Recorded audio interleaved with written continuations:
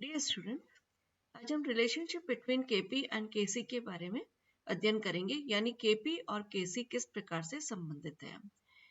जैसा कि आप जानते ही हैं, हमने प्रीवियस लेक्चर में केपी और केसी दोनों का डेरिवेशन किया था, दोनों के जो फॉर्मूले थे उनका हमने व्युत्पन्न किया था। आज हम ये देखेंगे कि किस प्रकार से आपस में संबंधित है। इसके लिए हम सबसे पहले एक रिएक्शन कंसीडर करते हैं। हमने यहाँ पर एक उत्क्रमणीय अभिक्रिया रिवर्सिबल रिएक्शन ली है, जिसमें अभिकारक A अभिकारक B के साथ अभिक्रिया कर उत्पाद C और उत्पाद D बना रहे हैं। Reactant A and reactant B react together to give product C and D। यहाँ पर हमने नंबर ऑफ मोल्स इनके जो रिप्रेजेंट किए हैं वो A, B, C और D के द्वारा किए हैं। चूंकि हम ये देख रहे हैं कि ये एक एग्जाम्पल हमने गैसियस रिएक्शन का लिया है, तो गैसियस जब रिएक्शन का हम एग्जाम्पल लेते हैं तो उस स्थिति के अंदर हमें पार्शियल प्रेशर टर्म जो है वो कंसंट्रेशन की तुलना में हम अधिक प्रेफर करते हैं। आंशिक दाब को हम सांद्रता पद के स्थान पर ज़्यादा हम यूज लेते हैं, वो ज़्यादा हमें सुविधाजनक लगता है।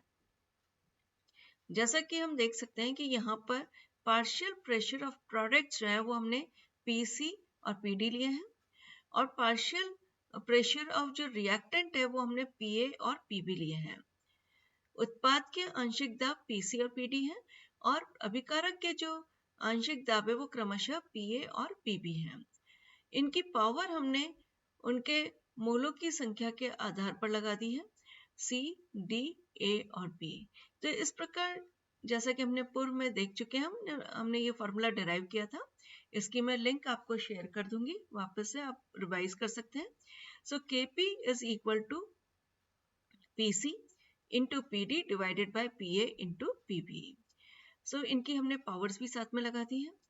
और इसी प्रकार अगर हम सांद्रता पद लेते हैं तो सांद्रता पद के लिए भी हमने जब लॉ ऑफ मास एक्शन देखा था तो वहां पर हमने सांद्रता पद के आधार पर Kc की वैल्यू निकाली थी, डिराइव की थी।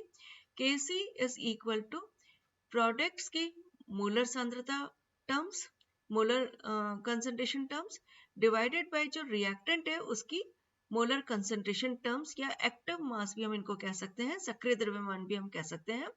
तो वो हमने इन दोनों का जब रेशियो लिया तो that is equal to Kc। यहाँ पर C और D उत्पाद C और D के सक्रिय द्रव्यमान है, और A और B अभिकारक A और B के क्रमशः सक्रिय द्रव्यमान है। सक्रिय द्रव्यमान जैसा कि हम जानते हैं ये मोलर सांद्रता है, साथ में इनके जो भी नंबर ऑफ मोल्स है उसकी हमने पावर यहाँ पर रेस्पेक्टिव लगा दी है। अब हम N मोल ऑफ गैस लेते हैं, तो आदर्श गैस समीकरण के आधार पर हम लिख सकते हैं PV is equal to nRT। P is equal to V को अगर हम राइट हैंड साइड में ले आते हैं तो N by V multiply by RT। N by V जो है वो सांद्रता टर्म को रिप्रेजेंट कर रहा है। 1 बाई V जैसा कि हम जानते हैं कि सांद्रता पद के समानुपाती होता है। N अगर हम वैल्यू 1 ले लेते हैं तो उस स्थिति के अंदर P is equal to C RT term हो जाएगा। अब हम प्रत्येक जो हमने अभिकारक लिए हैं और जो हमने उत्पाद लिए हैं, जो भी हमने रिएक्टेंट्स लिए हैं और जो उत्पाद यहाँ पर लिए हैं, उनका हम पार्शियल प्रेशर का फॉर्मूला यहाँ पर देखेंगे इसी टर्म के आधार पर, P is equal to CRT term के आधार पर। तो अगर हम partial pressure of reactant A निकालते हैं तो PA to the power A is equal to C के स्थान पर यहाँ पर हम इसकी मोलर कंसंट्रेशन लिख देंगे A to the power A multiply by RT to the power A। जैसा कि PA हमने यहाँ पर पावर लगाई है तो इन दोनों टर्म्स के ऊपर पावर आएंगी A और A। इसी प्रकार हमने अभिकारक B का पार्शियल प्रेशर आंशिक दाब भी लिख दिया रिएक्टेंट B का कि B into RT to the power B। इसी प्रकार हमने जो उत्पाद है उसका आंशिक दाब प्रोडक्ट C का partial pressure PC is equal to again इसकी molar concentration term multiply by RT term. फिर हमने उत्पाद जो D लिया यहाँ पर उसका भी हमने आंशिक दाब लिखा, और उसको हमने concentration term multiply bye RT term के अंदर हमने यहाँ पर इसको रिप्रेजेंट कर दिया। जैसा कि अभी हमने देखा, इनका फॉर्मूला है Kp is equal to products of partial pressure of product divided by product of partial pressure of reactants. So C और D के जो आंशिक दाब है उनका गुणनफल डिवाइडेड बाय अभिकारक के जो आंशिक दाब है उनका गुणनफल। अब हम PC, PD, PA और PB की वैल्यूज इन इक्वेशंस के द्वारा यहाँ पर सब्स्टिट्यूट करते हैं। PC की वैल्यू हमने इस इक्वेशन के द्वारा यहाँ पर सब्स्टिट्यूट की तो C into R T term आ गया। इसी प्रकार जो D हमने लिया है उसका भी हमने आंशिक दाब ले लिया। पहले D जो है वो आंशिक दाब की जगह हमने ये इस इक्वेशन के द्वारा हमने इसका सक्रिय द्रव्यमान टर्म मोलर कंसंट्रेशन टर्म ले लिया D into R T term divided by अभिकारक का सक्रिय द्रव्यमान वाला टर्म मल्टीप्लाई बाय अभिकारक B का सक्रिय द्रव्यमान वाला। हमने इन दोनों के टर्म्स यहाँ से हमने ले लिए हैं और इनकी वैल्यूज जो है वो हमने सब्स्टिट्यूट कर दी है। जैसा कि आप देख सकते हैं कि अब हमने इसमें जो C, D, A और B जो उत्पाद के सक्रिय द्रव्यमान है उन टर्म्स को हमने एक साथ कर दिया। मल्टीप्लाई बाय हमने RT की टर्म्स को एक साथ कर दिया कि RTC to the power C, RT to the power D divided by RT to the power A and RT to the power B। और इसको हमने ब्रेकअप करके इस टाइप से कि जो भी सक्रिय द्रव्यमान है उनका हमने एक टर्म बना लिया। दूसरा हमने RT की टर्म्स को बनाया क्योंकि दोनों का बेस सेम है तो इनकी जो पावर्स हैं वो भी ऐड हो जाएंगे। घातों का अगर हम बेस इनका आधार सेम होता है तो इनके घातांक जो भी हैं उनको हम ऐड कर सकते हैं। तो यहाँ पर RT to the power C plus D हो गया। इसी प्रकार नीचे जो RT दोनों टर्म्स हैं इनकी भी पावर जो A और B है इनको भी हमने ऐड कर दिया तो RT to the power A plus B हो गया। और अब हम ये देख सकते हैं कि ये जो C to the power C, D to the power D divided by A to the power A, B to the power B है, ये KC के बराबर है। तो इसके स्थान पर अब हम KC लिख देते हैं। साथ में आधार सेम है डिनोमिनेटर और न्यूमरेटर के अंदर, न्यूमरेटर और डिनोमिनेटर के अंदर, तो इसके अंदर हम कैसे लिखेंगे C plus D minus A plus B हो जाएगा। तो इस प्रकार से Kp is equal to Kc RT to the power delta n हो गया। डेल्टा n यहाँ पर क्या है, delta n is equal to C plus D minus A plus B, यानी जो भी उत्पाद के मोलों की संख्या है उसमें से अगर हम अभिकारकों के मोलों की संख्या को अगर माइनस कर दें तो हमें डेल्टा n यानी change in number of moles हमको मिल जाएगा।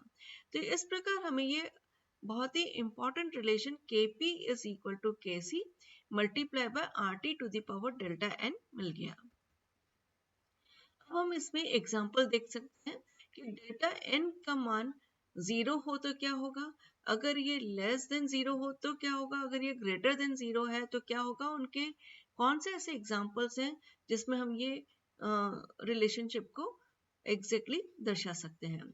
सबसे पहले हम ले रहे हैं कि डेल्टा n का मान यदि 0 हो, डेल्टा n का मान 0 हो तो क्या होगा, यहाँ पर RT टू द पावर 0 हो जाएगा।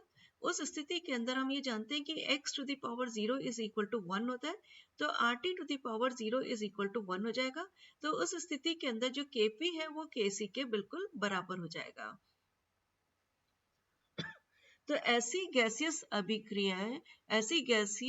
अभिक्रियाएं जिनमें डेल्टा n का मान 0 हो, यानी कि उसके जो नंबर ऑफ मोल्स हैं, मोलों की संख्या के अंदर अभिक्रिया के पश्चात में कोई परिवर्तन नहीं हो रहा हो, उस स्थिति के अंदर उसका Kp का मान जो है वो Kc के मान के बराबर होता है। अब यहाँ पर हम एग्जांपल देखते हैं, जैसे H2 plus I2 is equal to 2HI। ये हमने एक गैसीय अभिक्रिया, एक गैसियस रिएक्शन हाइड्रोजन और आयोडीन अभिक्रिया कर HI बनाते हैं। जब इसको हम बैलेंस करते हैं तो यहाँ पर 2 आ जाएगा।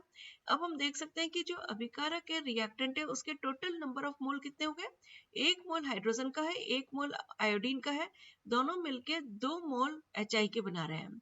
तो अब हमने जैसा कि देखा delta n is equal to C plus D minus A plus B, तो यहाँ पर प्रोडक्ट के मोलों की संख्या कितनी है 2।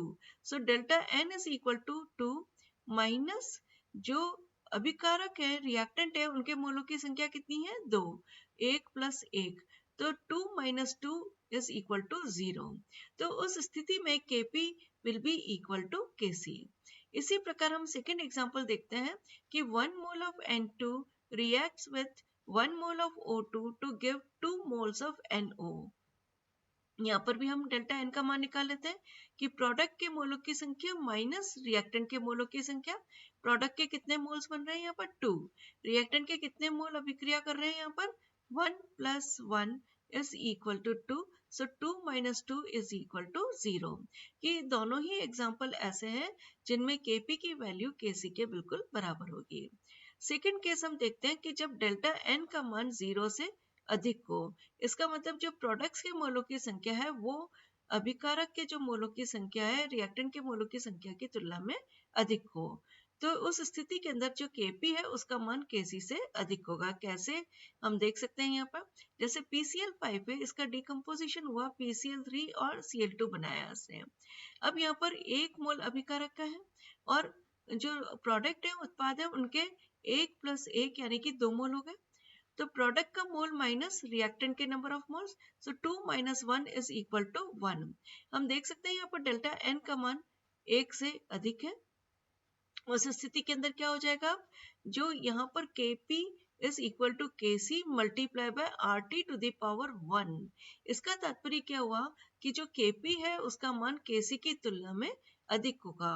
तो हमने लिख दिया कि Kp is greater than that of Kc। इसी प्रकार थर्ड केस हम देखते हैं जब डेल्टा एन का मान 0 से कम हो। डेल्टा एन का मान 0 से कम होने का तात्पर्य यह हुआ कि जो प्रोडक्ट्स है उसके मोल जो रिएक्टेंट है उसकी तुलना में कम है। जैसे हम एग्जांपल देखते हैं यहाँ पर N2 plus 3S2 is equal to 2NH3। So 2 तो हो गया प्रोडक्ट के मोल, रिएक्टेंट के मोल हो गए 3 प्लस 1 यानी कि 4। So 2 minus 4 is equal to minus 2। तो इस प्रकार यहाँ पर डेल्टा एन का जो मान है वो माइनस 2 के बराबर हो गया। तो यहाँ पर जब हम वैल्यू रखेंगे Kp is equal to Kc multiply by RT to the power minus 2। तो उस स्थिति के अंदर जो अब Kp का मान है वो Kc की तुलना के अंदर कम हो जाएगा क्योंकि यहाँ पर पावर माइनस में आ गई है।